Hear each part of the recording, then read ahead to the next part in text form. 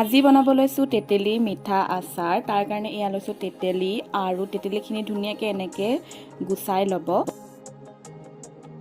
এনেকৈ সৰু সৰু কৰি ল'ব তেতেলীখিনি। আৰু এতিয়া কেৰাহীত তেল দিছোঁ আৰু তেলখিনি গৰম হোৱাৰ পাছত তাতে গোটা জিৰা দি দিলোঁ আৰু তাৰ পাছত ইয়াতে দিছোঁ এয়া গুড় আৰু এইখিনি ধুনীয়াকৈ আমি মিক্স কৰি ল'ম। তাৰ পাছত আমি ইয়াতে দি দিম আমাৰ তেতেলীখিনি।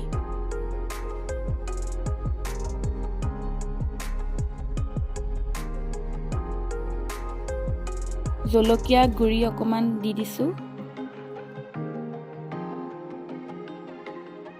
আৰু জোখমতে নিমখ দি তেতেলীখিনিৰ লগত গুড় ধুনীয়াকৈ মিক্স কৰি ল'ব। আৰু আমাৰ তেতেলীৰ মিঠা আচাৰ হৈ গ'ল ৰেডি। আৰু ইয়াতে এতিয়া তেল গৰম কৰি লৈ দি দিছোঁ। আপোনালোকে ৰ'দত ৰাখি প্ৰায় 2 দিনমানৰ পাছতে খাব পৰা হ'ব।